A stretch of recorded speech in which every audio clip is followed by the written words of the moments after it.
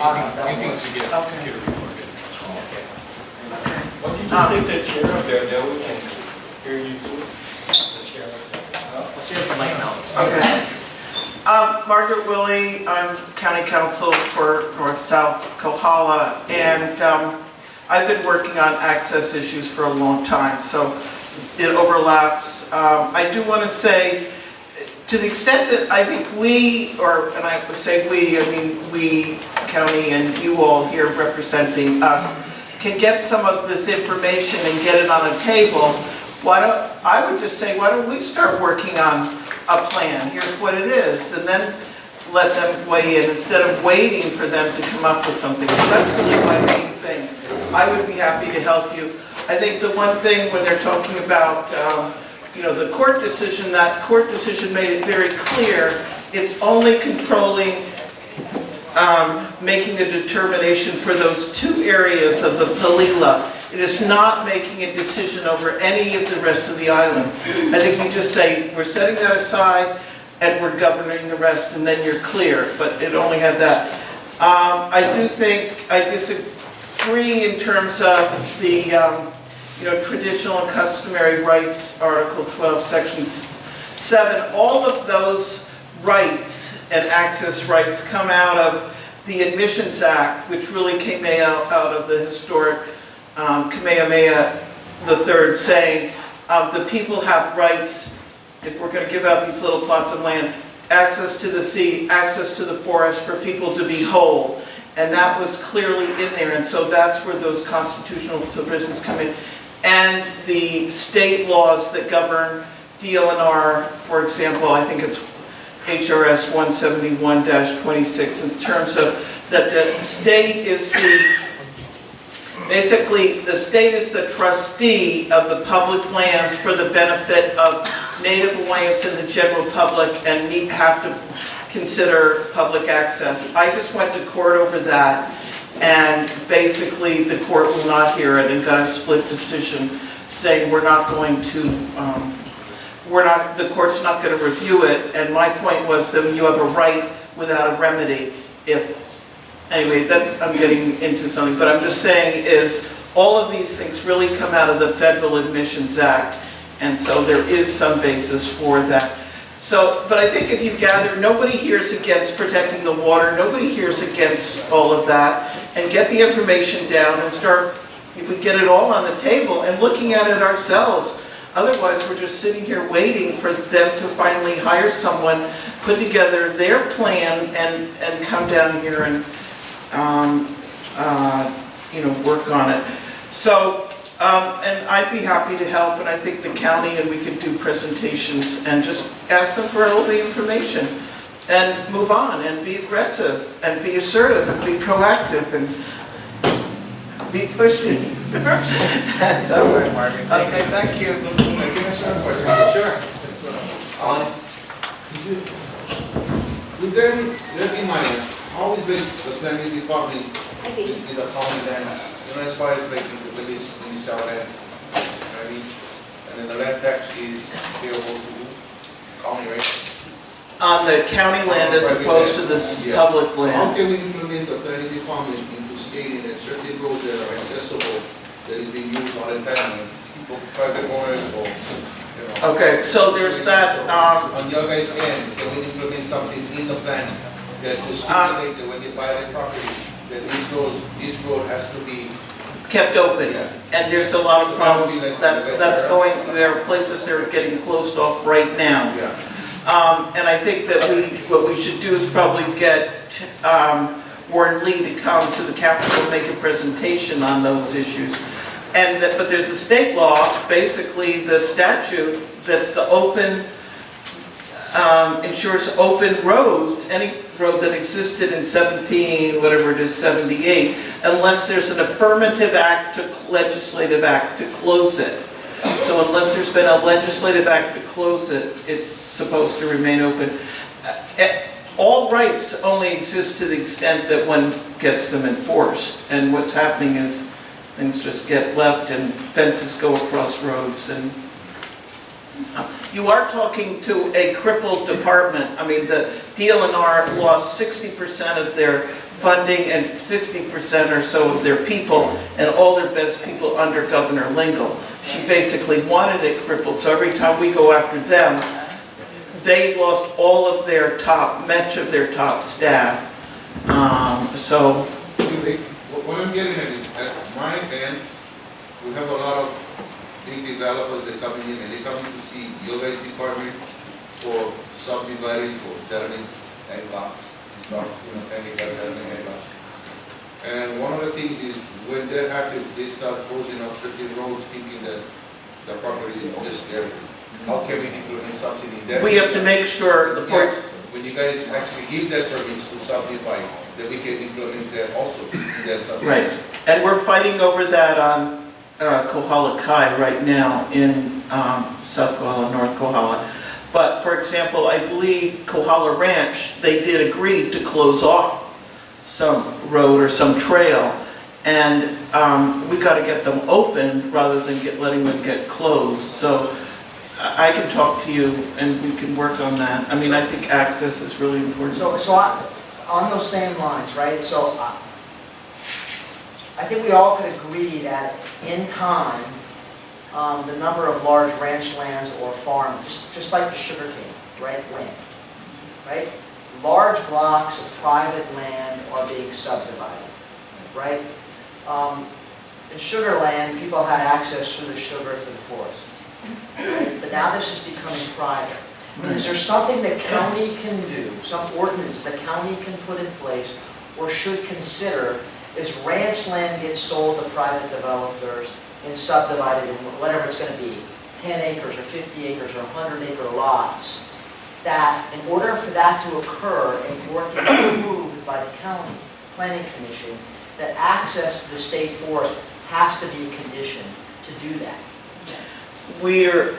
North Kohala has really been pushing that, and Should be considered as a county council. yes, and it has been. So as things come up now, we are starting to look at that. So rather than take it on as they come up, should we, as a group, right, whether it be GMAC or the hunting community, say, why don't we come to county council, get something on the books that forces that to us? And makes it clear in the code, and Yes. not just going on, right now, we're basically using the community development plans, largely, and some of these constitutional provisions. But it would be, but now that the planning director, and Bobby's now deputy over here, so he knows a lot about this, they're sort of, well, if it's not in the code, we don't, pay attention to it. So we can strengthen some of those things that are now, there's 2 lawsuits going on right now that have to do with this under public trust, okay? And one is, our county council said, don't appeal this decision. It was where basically the planning director and the planning director was sort of using your own discretion. We don't have to listen to CDPs, and they don't apply to private land. And the court of bar said, no, that's not true. You do have to listen to the CDP. I'm abbreviating and oversimplifying. And you do have to pay attention to the public trust. And then lo and behold, which is exactly what we would want as far as I'm concerned.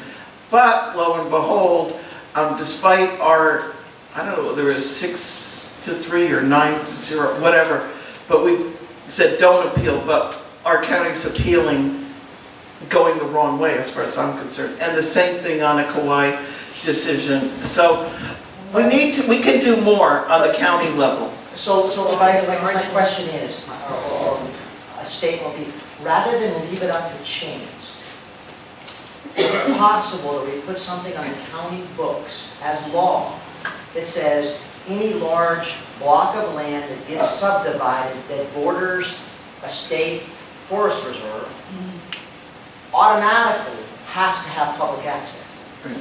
I mean, that way it can't slip through the cracks, and that way we can't have a planning deputy say, nah. We do have that, but just so you know, there is that law for the state. For the record, I didn't say that. Let me just say, there is exactly the law that you're talking about on the books for the state, and it says shall. Shall. shall. Then why And is it- I went and and they weren't doing it. And the state for all of Parker Ranches, all the large blocks of land that abut the established roads to the public forest, right? And they ran out on their 35-year leases and they were redoing for 20-year leases. So I went in and I said, when you dispose of land, you have to do these right-of-ways, and a lease is considered a disposition of land. And they said no. So then I went in on the circuit court judge said, well, Margaret, we haven't ever enforced this. And I said, that's why I'm here. So we actually have it for the state, and the court said, we're not going to review it. We're going to let the agency do what they do. But let's do it on this county level. Yes, That that's the doesn't, county level. This is your suggestion, it's a That's right. management plan for the island. Why don't we as a county? I agree. Okay. Councilman, I have a question for you then. We can also look into this. I agree with what he's saying. But the biggest problem that I see also is our realty are selling the land and not informing the people that the people need public access. Right. Because they're the ones that's shutting us off, the ones that buy the land. But the private landowners are pursuing their own private interests, and that's like when I get mad at St. Park Ranch, they're just doing what's in their interest. It's the state and the county that's supposed to protect our interest. And it's when they're not doing it that we have to jump on people like Bobby and say, come on, represent us. But they're not doing nothing. They're not doing nothing. Okay, so then we have to, At the county level, maybe we should move forward. yes, let's move forward. And I think get the information, and you can always do a presentation, and you get on TV and get everybody interested. There you go. And then we'll have 600 people come testify on this, and not just on the GMOs. Maybe Bobby can explain on TV, eh, Bobby? Sorry about that. Yeah. This issue has been on here for 20, 30 years, and one of the landowner issues that nobody here seems to be addressing is the fact that there's a liability issue when there's trespass. And we have tried to submit legislation to the state, regarding that trespass to allow that the landowner is free from their responsibility.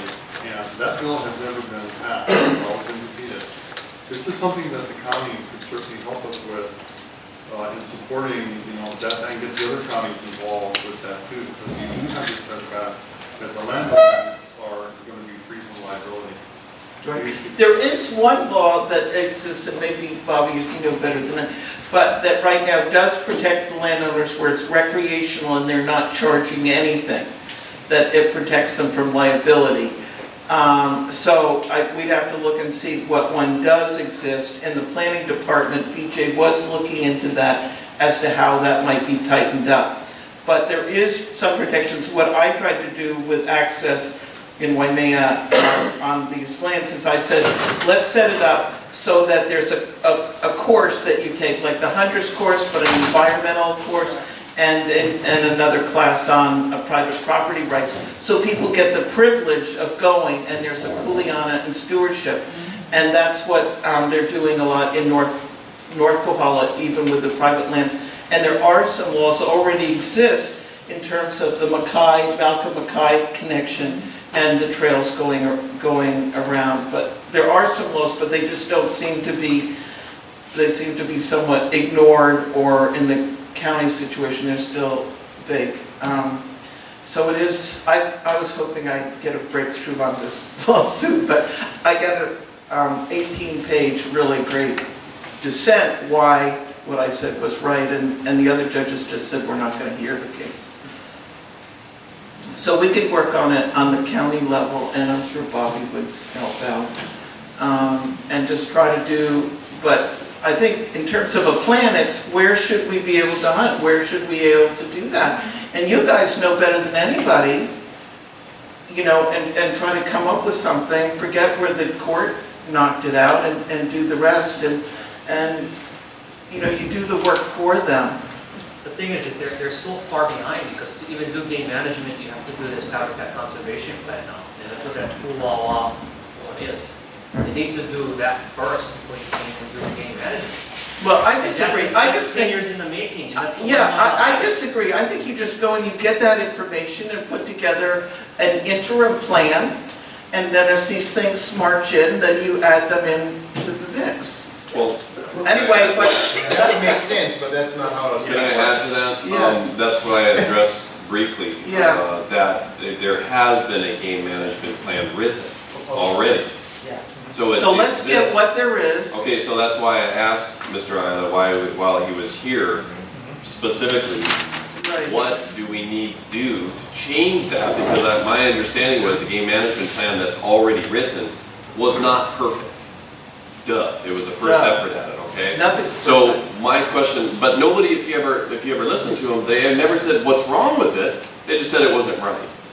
Well, So they we're trying also to said find they're out- gathering data like rainfall, but Okay, as each right. of those things, you bring them in. But, right, so that's, now I would like Right. to address him on, so now that's what he's saying, this is the information that we need. Well, now that we know that, I'm gonna further, my investigations with them and see, what information comes of that. We'll fill in the gaps on the current game management plan that was written, Right. and hopefully give them a plan, like you're saying, that's as complete as we can give. But As there we can are, give. there are some studies and statistics that need to happen apparently to be able to put it in place. But I understand what you're saying, is give them a plan, here Right, you go. I mean, I think it would be good to just get whatever plan there is and have everybody have a copy of it and try to figure out, What would- They won't let They us. won't even let It's us super look at secret. it.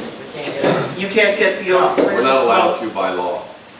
Oh, But you can, I you think can ask for it. We've already asked.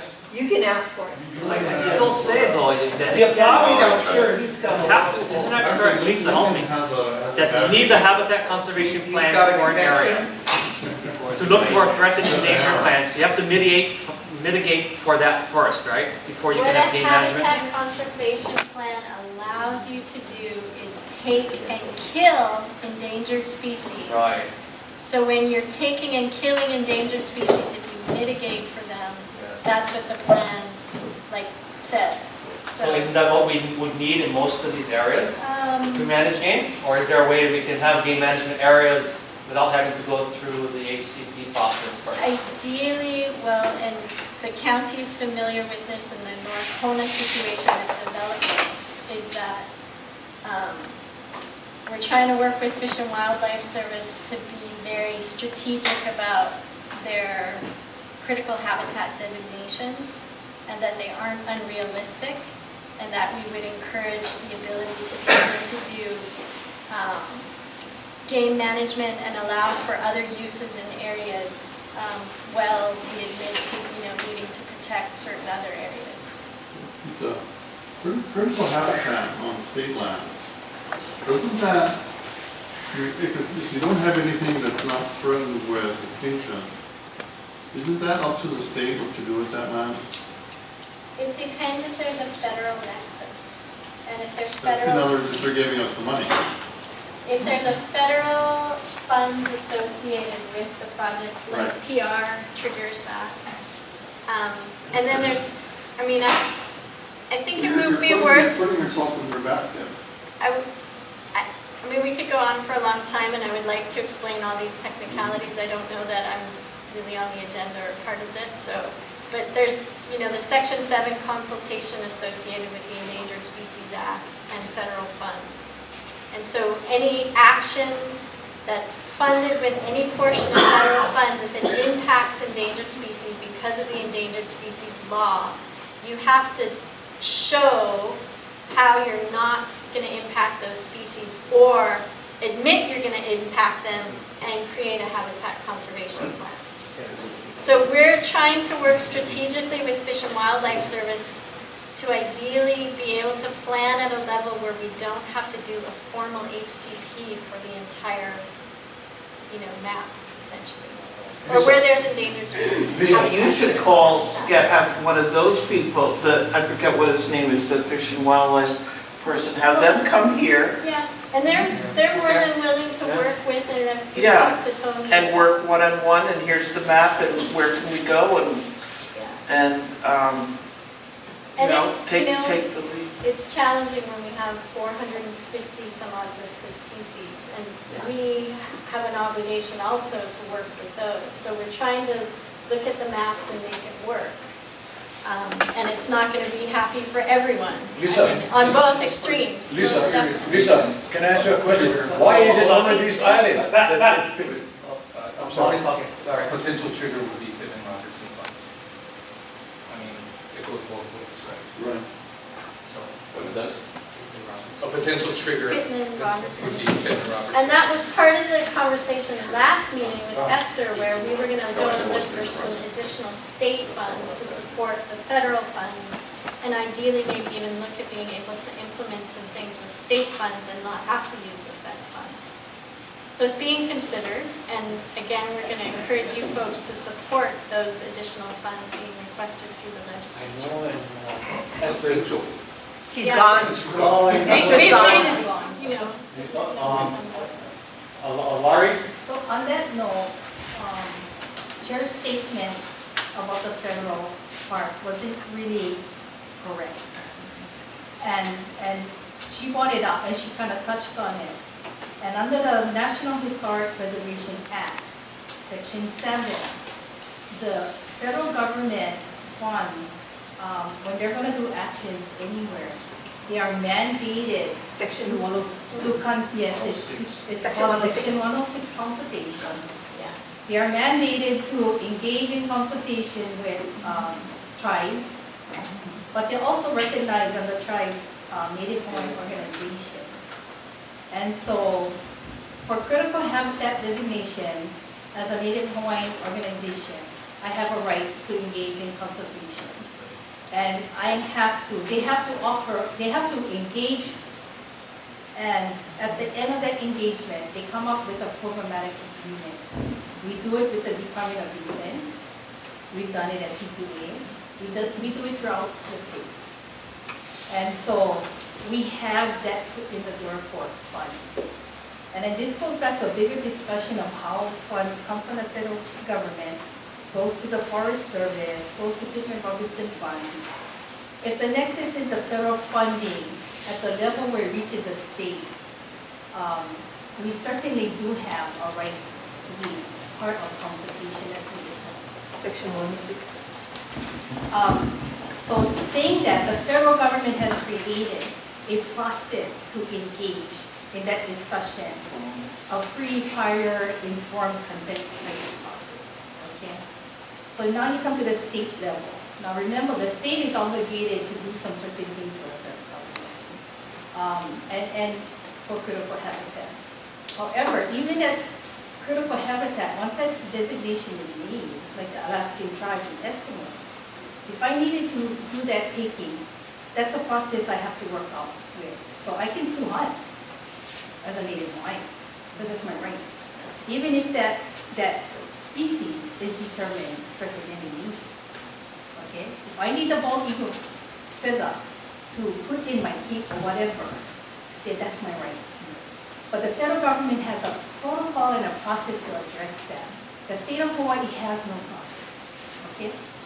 The only process in the catchback that we have is under the environmental laws called Chapter 314. They call that the environmental law. That's a trigger that goes back to environmental assessments and impact studies.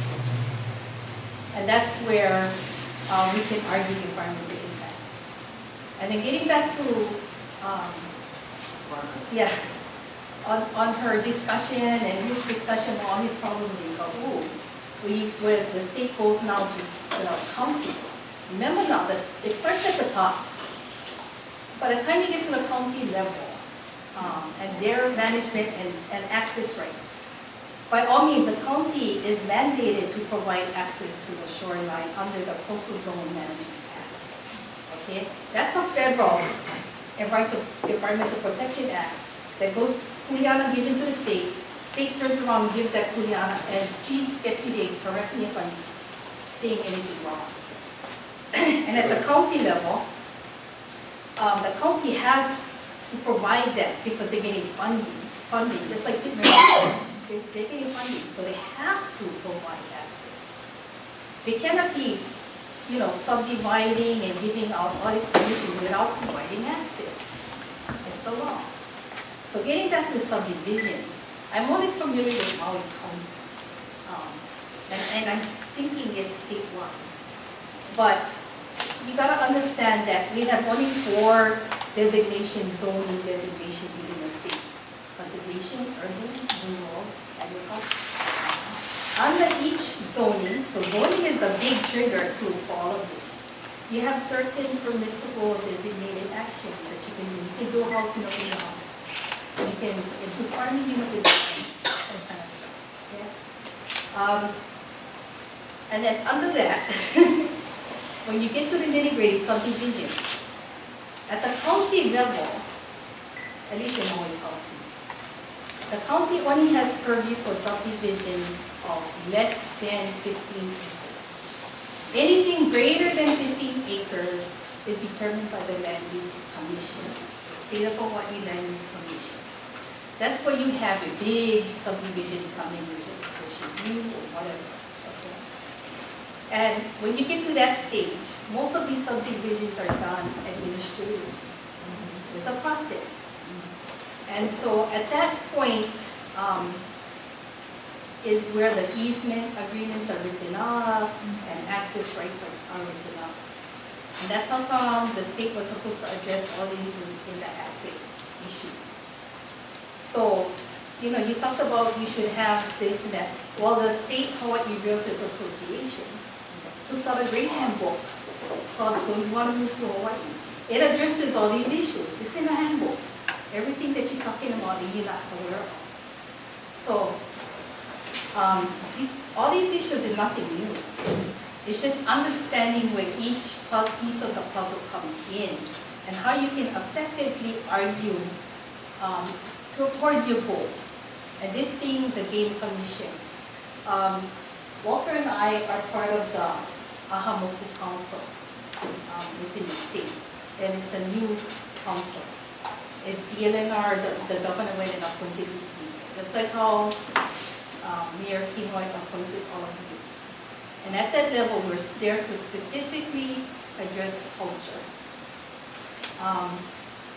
and to preserve our rights, but also to hold hands with everybody who wants to preserve natural resources. And then under the state, yes, state constitution, we have protection. But where the state is failing is when it comes to Section 243, environmental law, and Chapter 205A, which is a protection of the shoreline. That's where your planning department, Kuleana, is. They call it special management areas. Anything, any development that happens within that special management area, because remember, the state of Hawaii owns all submerged lands within the state up to the high water mark, or vegetation. From that vegetation line back, I don't know what it is deputy for Maui, for Big Island, but there's so many feet, that becomes a kuleana of what they call special management area. That falls under your county planning, okay? And so all the development that occurs there will come under their purview. Some actions are exempted and some are not. On Molokai, nothing's exempted. There's no administrative exemptions on Molokai by the planning director. All exemptions come back to the Molokai Planning Commission. We say, yes, we concur, no, we don't concur. So you can see how government layers are being applied, and that's how come you have to understand how that works in order to be effective in getting what you want in there. So I guess not to waste everybody's time, but in the end, it's extremely important because I read your ordinance, and it could have been taken right out of the state constitution for culture.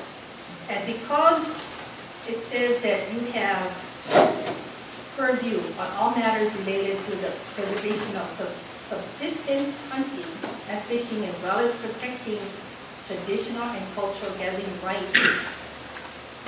So right there, you guys are protected on the state constitution to provide that and give monopoly on that. Okay, that's your easement. I would really try to expound the commission's expertise when it comes to particularly that, because that is well established. We have a lot of case history of establishing rights in order to do this through culture. Okay. So, and then it goes on. You also shall promulgate recommendations. Anytime you see that word, that means you can make rulemaking recommendations. You can do all the rulemaking recommendations you want, and then set them up the flagpole and see if anybody salutes. You can do that. It tells you right here, you can do that. Okay? So, to conserve and protect the natural cultural resources, hunting is a cultural resource. Okay? We support that, 1,000%. Self-sufficiency. So we want to work hand in hand, and the commission does with the state, because our goals are the same. It's just the lives and everything. So no matter what, it's good for habitat or watershed initiative or partnerships or whatever, then in the end, you still have the state constitution that protects your rights. And at the federal level, under the National Historic Preservation Act, and that's even stronger. And I've been involved in many Section 106 constitutions. And then you get pala at the end. You sign, the federal government signs, the State Historic Preservation Officer Chair Isla signs, and that's your guide. So, and at the county level is important because it's all coastal zone, which holds the hands of the Office of Coastal Conservation Lands. Okay. Conservation is very limited in what you can do on your actions. All right. Yes, Tom? We bring up the Constitution, right? 1979 Constitutional Convention. 78. Let me pose that question to the person who sat on that commission in 1978. So this is Walter Walter. reading. Okay. We met a long time ago, but the game, one of the things they took out of that Constitutional Convention, they didn't vote on it anyway, was game. So there's a question, whether it's in or out of the Constitution. So we submitted a bill last year. It was rushed. We didn't have time to really address it properly, but it's HB 104, House Bill 104, I'm sorry, 105, right? Constitutional Convention. HB. Or a constitutional amendment to put game back in the Constitution. Under Article 12, Section 7? Under the Constitution, yes. And so we would like your help, in spreading that word for the upcoming legislative season. On House Bill 104, we're trying to get into the Senate as well right now. Just following up on that, I think it would be really good if there's somebody looking out for what's coming up in the legislature that's relevant to what you're doing, because it's not just creating those rights. Last year there were bills to eliminate those rights. I testified on, I think it was Bill 1020, SB 1027 or something like that, where it was eliminating the county's role on shoreline management. And they were streamlining, and therefore there was nothing that would hit the county. So there's other forces on the other side taking away all of these rights and input. So it's important that we coordinate and watch what's, being eliminated. I mean, that's... And Commissioner, I think we're failing to notice the big thing in the room, and we're very fortunate, and I'm very appreciative that Representative Faith Hanuhanu is here, who is the chair of the Oceans and Point of First Committee, as well as the Water Transportation Land Committee. And so we're very fortunate. She's taking all this in, yeah, and she's very effective in that square building on Oahu. So I thank you for being here tonight, Representative. Thank you. She only have two heads. I need to ask a legal question. On everybody's deed, whatever says in the deed, does everybody have to comply? Legal. On our deeds, it's supposed to... What deed are you talking about? Everybody's deeds. Land deeds, quitclaim deeds, whatever the deeds are. there's supposed to be the wording, gathering rights. The only reason why it's not there, just because it's not there, it doesn't mean it's not there. So whether you are a federal landowner, state, or county, do those words still apply in the deed? The only reason why native gathering rights are supposed to be in the deed, it's something you need to look up, because it was originally in everybody's You know what, deed. why don't you call my office? I will call the office, but my question is, if those words are in the deed, whether you're a county, state, or federal, do they have to comply with what's in Like the I said, why deed? don't you call my office, because I think Yeah. we're off topic, we have to stick to the agenda. Yeah. Or we could agendize that item for the next Yeah, time, and well, then maybe prepare something to answer look it. at, because if the federal government said they don't have to listen to the federal gathering rights, right? Because that's what Iowa said. Iowa said they don't have to comply with Article 12, Section 7. But if it's in the deeds, do they have to comply? I don't know. Okay, yeah, we'll have to, thank you. Okay, we're gonna have to move on. Tom, what? Now, getting back to our original discussion, Lisa, I have one question for you. Tony went to the rule of law meeting the other day, and one of the things that he noted was that there was some capital improvement money that was asked for to do a game count. And that triggered our conversation on that, think Van Goltz and his tracking. Were you able to get that from him? That tracking data, the following? Yeah, I'd have to look at the, you can get in touch with me. Okay. Nobody called an ambulance or anything, there's one outside there right now. Just to make sure everybody's okay in here.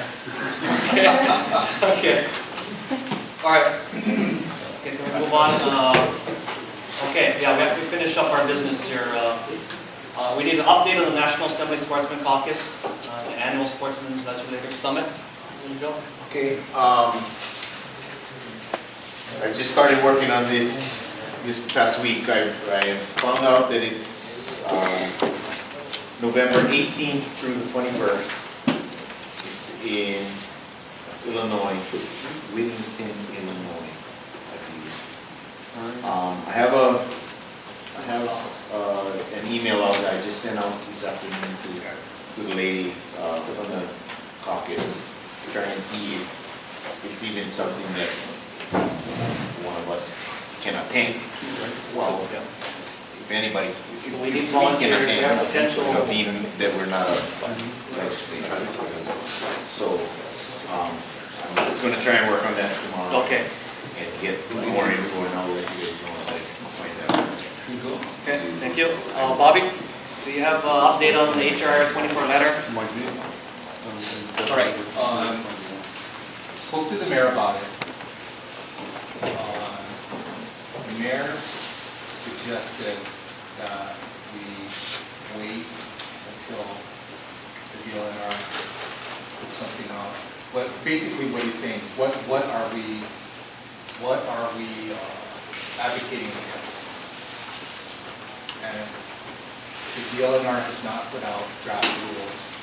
How can we know what we're advocating against, whether it would even be in the draft rules? Suggested that we wait until the draft rules are done, then comment on them. There are no draft rules out right now regarding. Well, it went to public testimony in April and everything, so that, Right, but then it goes to, I would assume that was the draft at that point already, right? Well, And then they do we the have public the, review. we have the staff person. I think the draft letter that we sent out is general in nature, and it basically told us 9 days. And what the letter said is if you don't support it, if you are going to include it, we don't want the rule. We don't want Yeah, but, we do not support the entire, so isn't it within the aegis of this board to make that advisory comment? you can advise the mayor to make the comment, yes. But you're asking the mayor to send the letter, right? I don't know, I thought they would probably have it. No. It's our suggestion that the mayor send a letter to the board of the DLNR, Right, that's right? correct. So it's got to come from Mayor Canoy, as Mayor Canoy, to the board. I mean, otherwise, we could send our own letter as individuals, right? Which you can do anyway. Which I can do anyway, Yeah. right? But we need, so Lincoln, I'm confused. What the public hearings were, was a draft, right? Now, they took public feedback. We don't know what revisions they're going to make. But And they're we not won't. going to approve those revisions without going back to the public. So, and what if they choose not to take any of them and go right to the board for a vote? They can. Which they can. That's the next step. Okay. I think Lisa can clarify that. So the chapter 124 rules are about where any administrative rules that are being developed by the state have to go to a public hearing. So you guys went to public hearings. Then what happens is after all the public hearings and the comment period closes, all of that information is gathered by staff. And then it's compiled and, adjustments are made, and then it goes up to the Attorney General's office for review. That is where the 124 rules are at right now. After the review by the Deputy Attorney Generals that are associated with DLNR, it will come back to the Board of Land and Natural Resources, and it will be on an agenda. And at this point, the wildlife program has said that they will give 30 days notice to whoever is interested, that those will be coming to the board. And at the last meeting, as Esther mentioned, that we were more interested in seeing the 122, 123 rules have priority over the 124 rules in terms of moving forward with the process. I have a question about that 122, 123. Hang on. No, let her finish, please. So the 122, 123 rules are in the same kind of situation. They're also with the Attorney General right now being reviewed. In the Attorney General's office, we don't have timelines from them. We're hoping that this fall they will make it in front of the board, and you will be notified as soon as we know. That's, the 122, 123 rules, that's the one that came up here right before Thanksgiving in like Yeah. 2005. It's like 8 years already, I think it's been going on. And we sent a whole bunch of documentation to their office regarding that. And like I said, 8 years waiting on this. That long, at least 8 years. What's I call Roger, no, Roger. You're gonna move, how many months, Scott Fresh is working on that, right? Scott Fresh said he's in Maui, and I take care of Maui. Scott Fresh, and I'm like, this has been going down, and that's what happened, You people ask, So, okay, well, again, let's get back to the question to Bobby though. Okay. Mark, does Okay. it? But anyway, What about the draft wait, stuff? 1 second. I would like to see 122, 123 sell it, because, 8 years is unheard of. Wait. So, Regardless of whatever chapter we're talking about, when it is released, when it's agendized to the Board of Land and Natural Resources, that is when, and Lisa said she'll give, 30 days, you said? Yeah, that's what they're. and we'll see what's going before the board. Yes, Got it. and that's when we make the comment. That was unclear last meeting, Okay. very unclear. And in the future, I would encourage the commission if there are new rules packages coming forward, of having, comments that come from the commission that are very, point by point, on comments on the rules revisions of whatever package may be coming forward. Future reference, but. Fine. Take it. Okay. So Chair Sylvester, not to brush you guys No, bubbles. hold on. And I need to ask you, Lincoln, can they put together a draft letter addressing those items ahead of time, in case those issues are on in 124? Yes, okay, so. And your letter does make us, with some revisions, I think we could probably shape something that will address your concerns. Maybe you should ask the board if that would be possible to do as soon as we find out when it gets before the Board of Land and Natural Resources. I can't, that's a violation of sunshine law. Okay. I just was gonna say, I don't wanna burst your bubble, but in all my 15 years of experience, at the point it goes up to the Attorney General, and then to the Board of Land and Natural Resources, 99% of the time, it's a done deal. Right. The reason for that is they cannot go back to public hearing unless it's a huge issue. So when they say they have 30 days and it gets done, at that point, any additions or whatever you have on those revisions would have to go back, because that's the law, has to go back to public hearing. And what they're gonna say, it's not, if it's not significant, it's not gonna happen. The time to make that is right now what it is, and it's kind of behind the ball already, but if the Attorney General still has it, you should be able to raise those concerns right now, because it's not gonna happen at that level when it goes to the board. So maybe we should give Billy that feedback. One element I'm just not sure of is when, because the 30-day comment period closed on the draft. I'm not sure if they can open that back up at the Been trying since April. Yeah. Can't kill us for trying. We've got on since April, right? Can I make a motion on that? Okay.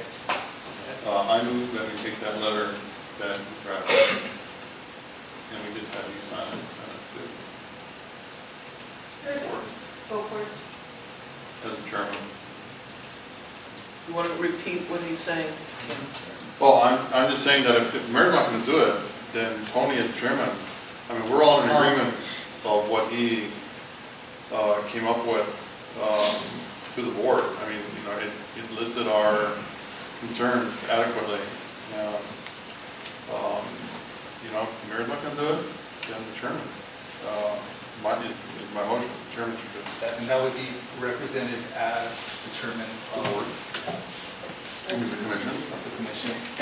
The commission is sending up that statement because as a commission. Can we do that? Well, the mayor may disagree. I mean, You know, What is your purpose? our purpose is stated clearly in the letter, right? Is No, the purpose of the board, the commission. is to advise the mayor and the county council.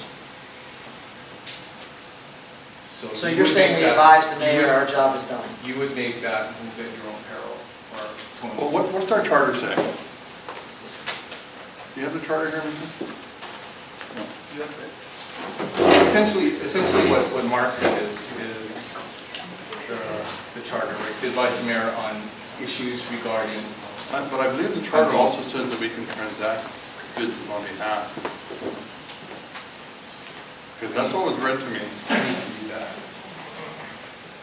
Okay, let's see. The benefit of President and future generations, the Game Management Advisory Commission shall advise county, state, and federal agencies on matters related to the preservation of subsistence hunting and fishing, as well as protecting traditional and cultural gathering rights. The Commission may also advise county, state, and federal agencies on any matters affecting the taking and conservation of aquatic life, wildlife, including proposed rules, and shall communicate its findings and recommendations to these agencies. You can do it? Yeah. Can I You say can do something? it. I think what Bobby's saying, and what I'm also hearing is that, and I know what you're saying, Tom, and I knew about that right there, and I'm saying, yes, we do have the ability to send this letter ourselves as a commission. What Bobby's saying is, if we do that, we're risking stepping on Pinoy's feet. Do we want to do that?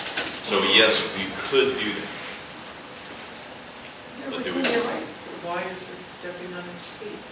Because we are an advisory commission Why you step on to, his toes? But you're Just advising, CC you're him. advising state, federal, and county. Yeah. Hey, it depends on how You can you. CC the mayor.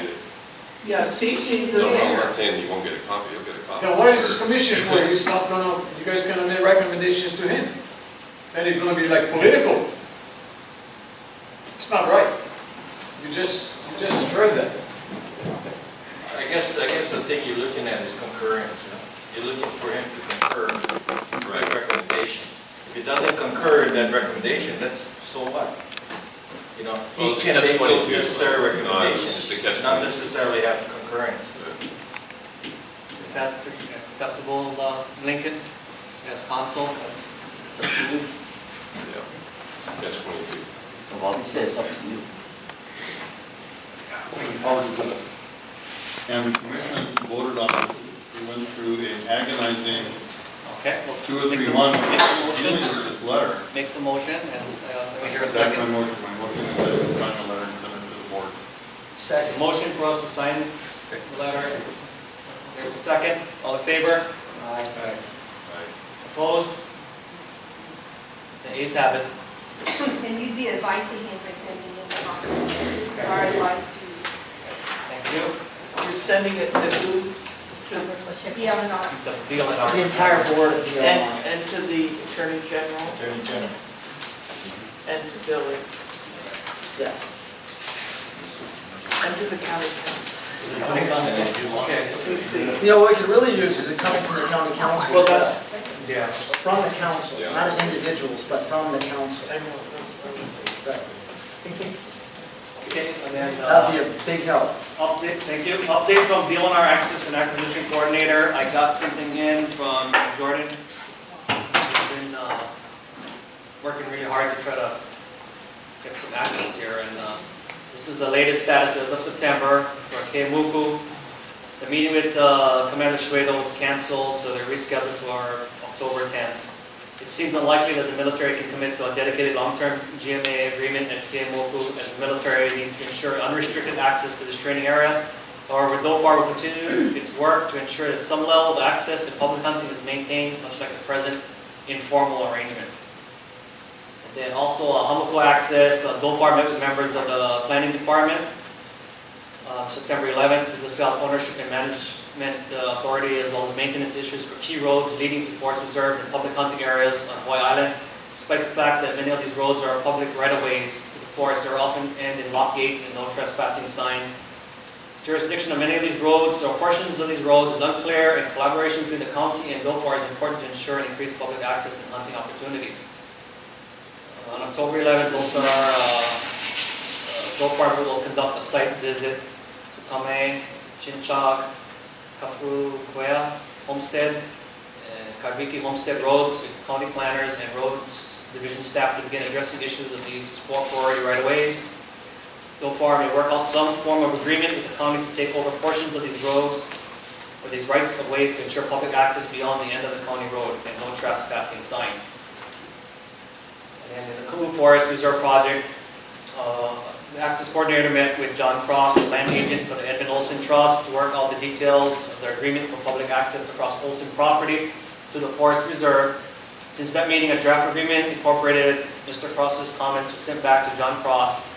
It's being reviewed by the property owner and his attorneys. Upon receipt of their comments, the agreement will be sent to DLNR's Attorney General's office for finalization. Kipuka Ainoho license agreement, still barely hanging on, I think, to that one. Access program has worked out revisions to the agreement with the Attorney General's office. This week, the revision documents we sent to the Department of Hawaiian Homeland's Attorney General's office for the review, comment, and finalization of the agreement. So it's still currently a revocable permit at Kipuka Ainoho. So we'll cross our fingers that DLNR can secure that, because it's very important to build hunting there for us right now.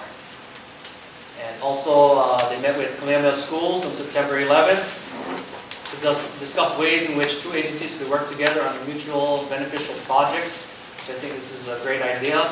Presently, there are no KS lands on the Kona or Ku'u side of Hawaii Island that are available to DOFAR for increased public access or hunting opportunities, as most of these lands are currently leased. In November, the Access Program will meet with Air School to discuss any opportunities on the Hilo side. Okay, that said, Neonia schools, I'm sorry. Okay, any new business? Next meeting date is still open, gonna be pretty busy. Probably gonna be January by the time we meet. I don't know if this is relevant, but the Halaus would like to join forces. Okay, thank you. And so may I give them your contact? Please do. Mahalo, because they're being denied access to gather also. Okay. By all means.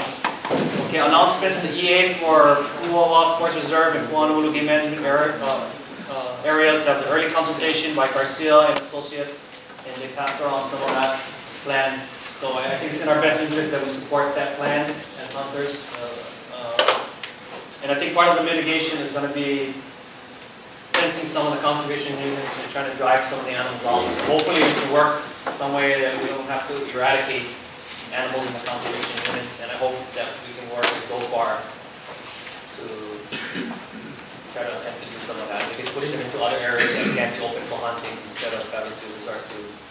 And I would encourage you, if, if it's cumbersome to get a formal commission comment in, I would really encourage you individually to make comments on that, particularly related to the game management aspect. I think what we should do, we'll try again, is we should get the mayor to say support it. If in fact we have come to consensus of this support, that'd be our recommendation to the mayor. And it'd be our recommendation to county council. Right? Certainly, as it relates to the game portion of that meeting, make sure that, you guys have your thoughts. How do we get a copy of this? Well, it's just in the pre-consultation phase They'll have that that hasn't conservation been plan. released, but it'll most definitely be, Tony will be the point of contact. Okay, because we really, that with maps and where it's going to be fenced and is it on the road and we still have access and all this stuff. Mark, there's a scoping letter in Yes. front of Tony that you can take a look at. Love it, yeah, okay. Can you download it from somewhere? The scoping No, letter, the actual draft plan. I don't know that, I think it was the pre-release, wasn't it? Oh, maybe you're right, yeah. So once it's, this is kind of an introduction to the fact that it's coming out, and then Right, it's yeah. the And then documents. there, you actually have a chance to make comments, so I try to send the link to as many of you as possible so that you guys can look over it basically, and then you can comment to that. I got it, because I can't open it. Oh, really? Oh, okay. Just, Anyway, my problem. just for me, I don't know about you, but the whole guys. I like hard copy, Yeah. Okay. so can we get the office to send us? Yeah. You're talking about Give him that one. the hard copy of the actual, the whole habitat Yeah. conservation plan? We'd like to There see is no plan, right? No. They're collecting information. Well, this is for the environmental assessment of it. Right, of the. Pre-scoping letter, so once the document is ready to be released with the EA, it'll be made available Right. usually by CD. Lisa? But the scoping letter is right there. Yes. You need a Lisa, copy of maybe that? you can I explain have- what is scoping. That might help them out. Yeah. Information gathering. Well, they want to see what the issues are before they start writing this plan. So scoping is a really good time to put the big elephant in the room up in the front row before they start writing. That's what scoping is. So we have, so that's the time, So what's the background? so we have till October 14th, is that it then? Please send comments on the project by October 14th, or is that just for the EA portion? Just the EA portion, right? Yeah. It's the EA portion, the preliminary scoping. So then, once those preliminary comments come in, that will become part of the EA document that is released. And there are previous documents for who? Yes. Okay, so where are those? There's a 2003 management plan that's on the website. We can get hard copies. Okay, hard copy, please. I have a question on the HCP and the EA. When the EA is completed, and one of their prerogatives I believe, was to the upper area next to the bird sanctuary, fence that area. So, I can't remember. Trying to describe it. So, as they're doing that fencing, are they gonna commence doing the game management side of it as well, on at least on the food side of it? We can have a long conversation about this. We have some concurrence from the Fish and Wildlife Service, a particular arm of it, that we can do some activities associated with game. There's going to be hunting open up both Malpa and Mapai, starting September 28th through October. Well, I understand the hunting part, I'm fine with the game management part. You have, with the game management, you're dealing with, the habitat, improving the habitat, plantings and what have you. Because that EA said that plan they're looking at is like 2025, I think it was, 15 or 20 year plan. It would be kind of tough on people here to have to wait 20 years before they start doing game management. Yeah, it'll be all in conjunction. One more comment, Pat? Yeah, I just wanted to the board members of the commission here. I mean, as we go to meetings and all that, we see the same hunters and understand and know what's going on. But again, like I said and what Gino said here, in his testimony, that there are hunters out there, there are good people out there, but they don't know what the heck's happening. I feel I'd like to make a suggestion to the commission that each place you represent from, if you can, by the Sunshine Law, or you are bound by the Sunshine Law, then each one of you call a meeting and meet with your hunters from there. These hunters are lost, period. Gino has testified that they're going outlawing and they're going to go to outlaw yet. Because they don't really know what's happening. Who knows what's happening to the ones here? We have to reach the people out there. That's the ones we got to reach. There is a website. Well, many of them, Mr. Lodge, don't have computers, don't have websites. I understand. You have to reach them personally to explain to them.